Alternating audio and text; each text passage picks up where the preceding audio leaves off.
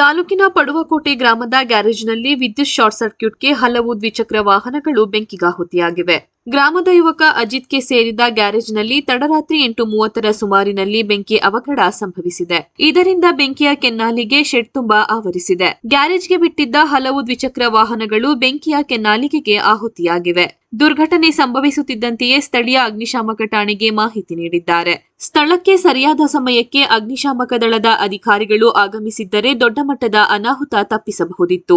ನಾನು ಮಾಹಿತಿ ನೀಡಿದ ನಂತರ ತಡವಾಗಿ ಅಗ್ನಿಶಾಮಕ ಸಿಬ್ಬಂದಿ ಸ್ಥಳಕ್ಕಾಗಮಿಸಿದ್ದಾರೆ ಎಂದು ಬೇಸರ ವ್ಯಕ್ತಪಡಿಸಿದ್ದಾರೆ. ಎಚ್ಡಿ ಕೋಟೆ ಗದ್ದಿಗೆ ಮಾರ್ಗದ ರಸ್ತೆಯು ತೀರಾ ಹದಗೆಟ್ಟಿರುವುದರಿಂದ ಅಗ್ನಿಶಾಮಕ ವಾಹನ ತಡವಾಗಿ ಆಗಮಿಸಿದೆ. ಈ ಭಾಗದ ರಸ್ತೆಯಲ್ಲಿ ಗರ್ಭಿಣಿ, ಬಾಣಂತಿಯರು ಹಾಗೂ ವಯೋವೃದ್ಧರು ಸಂಚರಿಸುವುದೇ ದುಸ್ತರವಾಗಿದೆ. ಈ ಭಾಗದ ರಸ್ತೆ ಸರಿಪಡಿಸುವಂತೆ ಶಾಸಕರು ಹಾಗೂ ಅಧಿಕಾರಿಗಳಿಗೆ ಹಲವು ಬಾರಿ ಮನವಿ ಸಲ್ಲಿಸಿದ್ದರೂ ಯಾವುದೇ ಪ್ರಯೋಜನವಾಗಿಲ್ಲ ಎಂದು ಪಡುಕೋಟೆ ಗ್ರಾಮಸ್ಥರು ತೀವ್ರ ಆಕ್ರೋಶ ವ್ಯಕ್ತಪಡಿಸಿದ್ದಾರೆ. ಈ ಸಂಬಂಧ ಸ್ಥಳಕ್ಕೆ ಭೇಟಿ ನೀಡಿದ ಎಚ್ಡಿ ಕೋಟೆ ಪೊಲೀಸ್ ಠಾಣೆ ಇನ್ಸ್ಪೆಕ್ಟರ್ ಶಬೀರ್ ಹುಸೇನ್ ಪರಿಶೀಲಿಸಿ ಪ್ರಕರಣ ದಾಖಲಿಸಿಕೊಂಡು ಮುಂದಿನ ಕ್ರಮ ಕೈಗೊಂಡಿದ್ದಾರೆ.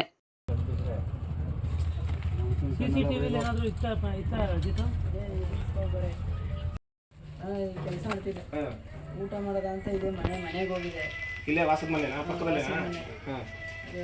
ಹೊರಗಡೆ ಹೋಗಿಲ್ಲ? ಹೊರಗಡೆ ಎಲ್ಲೂ ಹೋಗಿಲ್ಲ. ಅಂಗಡಿ ಕ್ಲೋಸ್ ಮಾಡ್ಕೊಂಡು ಹೋದೆ. ಎಷ್ಟು ಗಂಟೆಲಿ? 10:45 11 ಗಂಟೆಲಿ. ಊಟ ಮಾಡೋ ಟೈಮಲ್ಲಿ ಸೌಂಡ್ ಬಂತು ಹೊರಗಡೆ. ಎಲ್ಲಿ ಸೌಂಡ್ ಬಂತು? ಅಂಗಡಿ ಒಳಗಡೆ.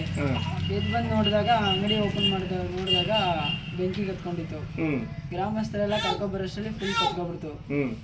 ಆಗ ಫೈರ್ ಸರ್ವಿಸರ್ಗೆ ಫೋನ್ ಮಾಡಿದಾಗ ಅವ್ರು ರೋಡಿಗೆ ಸರಿ ಇಲ್ದೇ ಇರೋ ಕಾರಣದಿಂದ ಅವ್ರು 2 ಗಂಟೆ ಟೈಮ್ ಬಿಟ್ಟು ಇಲ್ಲಿಗೆ ಬಂದರು. ಎಲ್ಲ ಕತ್ತಿ ಉರ್ದಿ ಎಲ್ಲ ಮುಗಿದೋದ್ಮೇಲೆ ಬಂದರು. ಅವ್ರು ಬಂದರು. ಕಾರಣ ಏನಪ್ಪ ಅಂದ್ರೆ ರೋಡ್ ಸರಿ ಇಲ್ಲ. ಅಲ್ಲಿ ಬರ್ತಾ ಇದ್ರು ಅವರು, ಆದರೆ ಡೈರೆಕ್ಟ್ ಮಾಡಿಲ್ಲ ಅವ್ರ ಫೋನು. ಅವರು ಬೆಂಗಳೂರಿಗೆ ಮಾಡಿ, ಬೆಂಗಳೂರಿಂದ ಅವರು ಎಲ್ಲಿಗೆ ಮಾಡಿ ಫೋನ್ ಸಿಕ್ಲಿಲ್ಲ, ನಂಬರ್ ಗೊತ್ತಿರಲಿಲ್ಲ. ಅದು ಅಲ್ಲ ಅಷ್ಟೊತ್ತು ಬರೋಷ್ಟೆಲ್ಲ ಎಲ್ಲ ಮುಗಿದೋಗಿತ್ತು, ಎಲ್ಲ ಸುಟ್ಟು ಭಸ್ಮ ಆಗಿತ್ತು. ಎಷ್ಟು ಗಾಡಿಗಳು ಹೋಗ್ತಾ ಇದ್ದಪ್ಪ? ಸುಮಾರು ಒಂದು 18 ಬೈಕ್ಗಳು ಹೋಗಿದೆ. 18 ಬೈಕು, 2 ಕಾರು ಡ್ಯಾಮೇಜ್ ಆಗಿದೆ. ಅಂಗಡಿಯಲ್ಲಿ ಸ್ವಲ್ಪ ದುಡ್ಡಿತ್ತು, ಆಮೇಲೆ ಟೂಲ್ಸ್ ಇತ್ತು. ಅಂಗಡಿಯಲ್ಲಿ ಎಷ್ಟು ದುಡ್ಡು ಮಡಗಿದೆ? ಒಂದು 10,000 ರೂಪಾಯಿ ಮಡಗಿದೆ.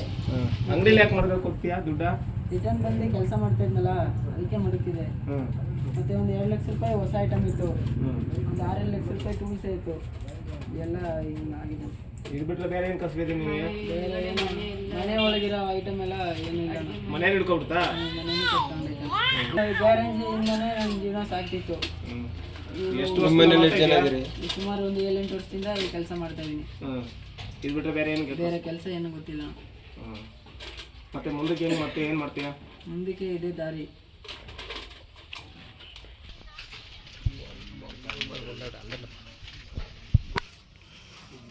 பின்னாடி வரைக்கும் இது பண்ண அப்படி போகிற மாதிரி அப்படியே ஒரு ரவுண்டு வா.